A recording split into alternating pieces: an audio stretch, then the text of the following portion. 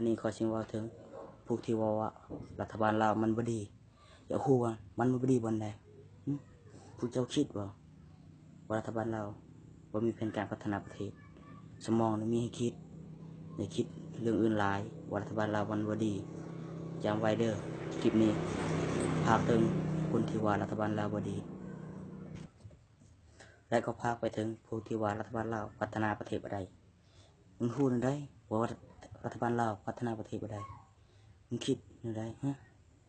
จริงรัฐบาลเรามีแผนการพัฒนาต่างหากสมองคิดอีกทีเด้อ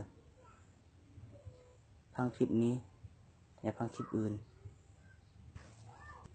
พวกขี้ข่าว่ารัฐบาลเราบ่ดีทุยตายไปซะมึงคิดได้ว่าประเทศเราพัฒนาบ่ได้เพราะงั้นรัฐบาลและพัฒนามึงคิดนี่หรือต่างประเทศเข้ามาลงทุนลายแล้วว่าประเทศเราพัฒนาบ่ได้เรื่องเจริญเลยมึงคิดเบิ่งแล้วมึงเปิดตาเบิ่งหูเปิดทางเข้าใจบ่ที่ว่าในคลิปนี้จริงรัฐบาลเราก็มีแผนการดีๆด้านพวกมึงว่ารัฐบาลเราบ่ดีพวกมึงคิดได้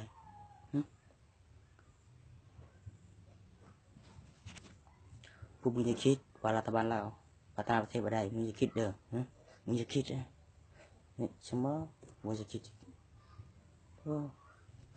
พวกมึงจงให้ตาเบิ่งเดี๋ยวนี้ประเทศเราพัฒนาไปด้วยดีอีก2030มันก็จะดีอีกหลายปีเนาะเพื่อรัฐบาลเราจะพัฒนาก็ไม่เห็นว่าดนแต่ก็ให้ใช้เวลาแน่เพื่อมีเงินก็เอาในประชาชนเฮานี่แหละเงินผู้เจ้าว่ารัฐบาลเราโกงบ่แต่จริงรัฐบาลเราบ่ได้โกงถึงว่าข่อยบ่มีสิทธิ์ที่จะเว้าแบบนี้ก็ตามแต่ข่อยทนบ่ได้ใจบ่ที่มีผู้คนส่วนหลายว่ารัฐบาลเราบ่ดีพัฒนาประเทศบ่ได้ข่อยถึงลงคลิปนี้พวกที่ว่ารัฐบาลเราบ่ดีควรพิจารณาใหม่เด้อ